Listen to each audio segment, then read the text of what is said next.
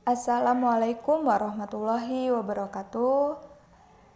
Alhamdulillah pada hari ini kita dapat melaksanakan pembelajaran mata pelajaran Akidah Akhlak kelas 8. Semuanya sebelum memulai pembelajaran pada hari ini, alangkah baiknya kita membaca doa terlebih dahulu dengan membaca basmalah. Bismillahirrahmanirrahim.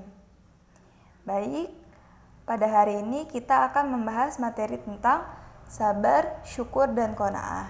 Sebelumnya kita telah membahas tentang ikhtiar dan tawakal.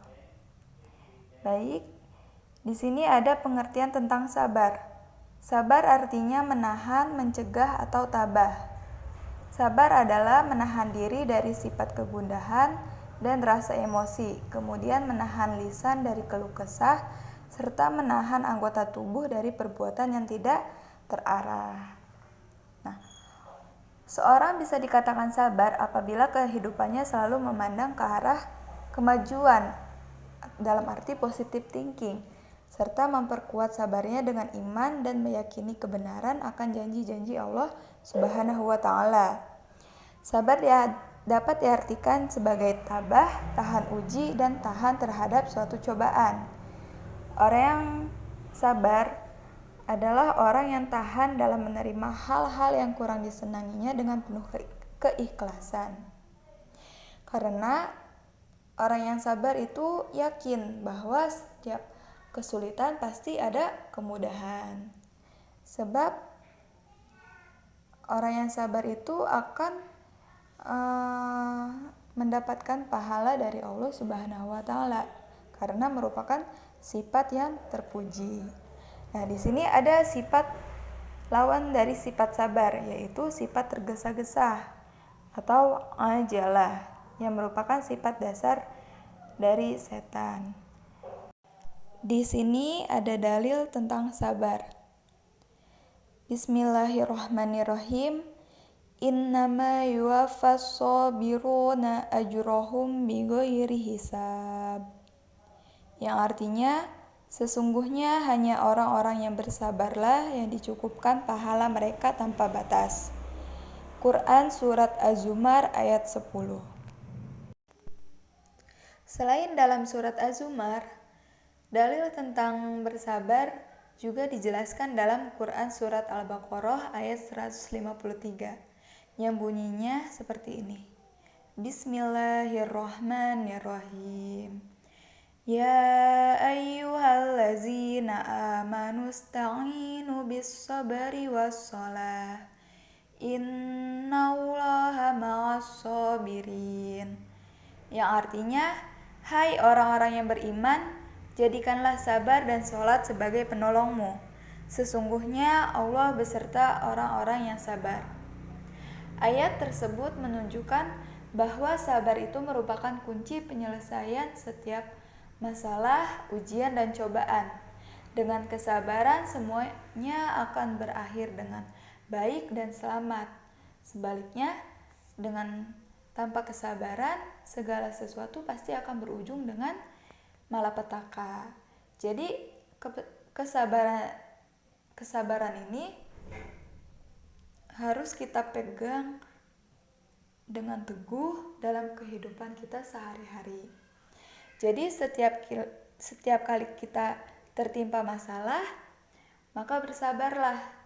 Setiap kita kali terkena musibah, maka bersabarlah. Insya Allah pasti ada jalan keluar yang terbaik dari setiap masalah tersebut. Karena Allah Subhanahu wa Ta'ala tidak akan memberikan ujian atau cobaan kepada hambanya di luar batas kemampuan hambanya. Selanjutnya, macam-macam sabar. Menurut Imam Al-Ghazali, sabar dibagi menjadi 3 bagian. Yang pertama, sabar dalam ketaatan, sabar dalam menghadapi musibah, dan sabar dari maksiat. Nah, di sini dalam gambar disebutkan ada 3 macam tingkatan sabar. Yang pertama, sabar dalam menjalankan ketaatan yang Allah wajibkan. Yang kedua, sabar dalam menahan diri untuk tidak melakukan segala hal yang Allah haramkan. Yang ketiga, sabar dalam menghadapi musibah yang menimpa kita. Apa sih dampak positif dari sikap sabar? Yang pertama, kita memiliki emosi yang stabil. Yang kedua, kita tidak mudah terpengaruh, tidak mudah terpancing emosinya, atau tidak mudah marah-marah. Lalu yang ketiga, Allah menjamin kenikmatan dunia dan akhirat kepada orang-orang yang sabar. Yang terakhir, mendapat ampunan dan pahala yang besar dari Allah Subhanahu wa Ta'ala. Maka dari itu, mulai dari sekarang biasakan diri berlatih dengan sungguh-sungguh untuk menerapkan sikap sabar ini. Dengan cara yang pertama, selalu ingat bahwa marah tidak dapat menyelesaikan masalah. Lalu memperbanyak bergaul dengan teman-teman yang baik dan berakhlak mulia. Dan yang terakhir, membatasi diri dan bersikap hati-hati dalam bergaul dengan teman yang berwatak keras dan kasar. Nah, dalam kehidupan sehari-hari ini ada 3 hal yang harus kita hadapi dengan sabar. Yang pertama, sabar dalam berbuat, artinya sabar menghadapi rintangan dan kesulitan.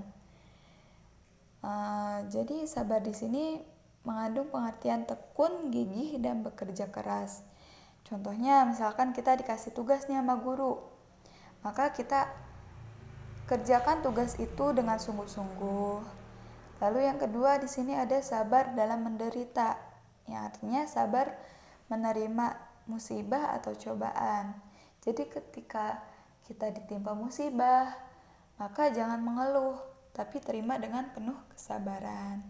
Yang ketiga, sabar menahan amarah, yaitu sabar jika menghadapi situasi yang dapat menimbulkan kemarahan. Contohnya misalkan adik kita nih mancing-mancing emosi kita lagi capek, kita butuh istirahat, adik kita malah membuat keributan yang memancing amarah kita, maka kita harus sabar. Seperti itu. Selanjutnya kakak akan menjelaskan tentang syukur.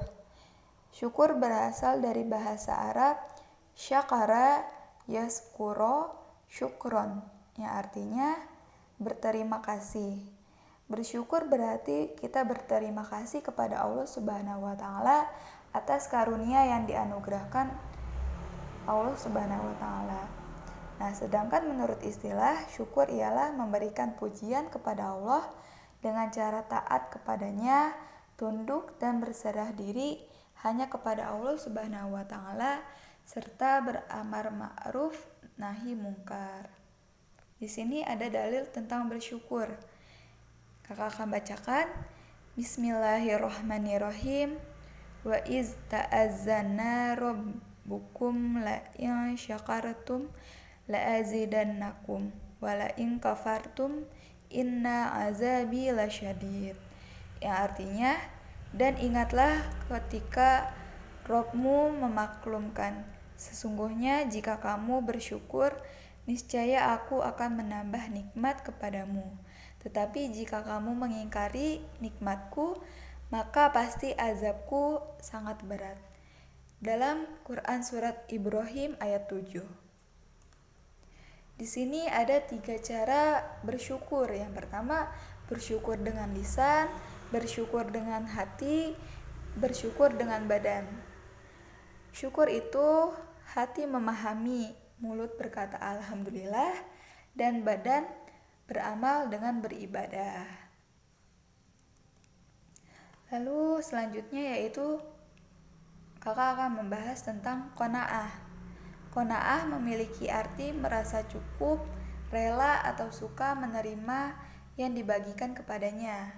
Qanaah adalah menerima keputusan Allah Subhanahu wa Ta'ala dengan tidak mengeluh, merasa puas dan penuh keridhaan atas keputusan Allah, serta senantiasa tetap berusaha sampai batas maksimal kemampuannya. Nah, di sini ada contoh qanaah. Yang pertama itu menerima dengan ikhlas setiap rezeki yang diberikan oleh Allah Subhanahu wa taala. Yang kedua, senantiasa berpikir positif, menerima ujian, cobaan, kegagalan, bahkan nikmat dari Allah Subhanahu wa taala.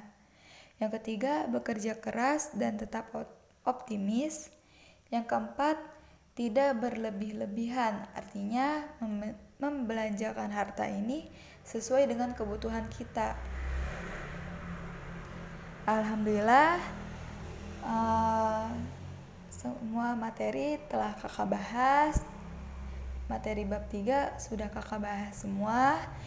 Lalu di sini ada soal latihan, silahkan kalian kerjakan di buku, lalu kalian foto dan kirim melalui WhatsApp grup. Baik, alhamdulillah semua materi dalam bab 3 ini telah kita bahas semua. Semoga materi yang telah kakak sampaikan dapat bermanfaat dan dapat kalian pahami. Sampai jumpa di pertemuan selanjutnya. Semoga anak-anak murid semua tetap menjaga kesehatan dan tetap semangat dalam belajar.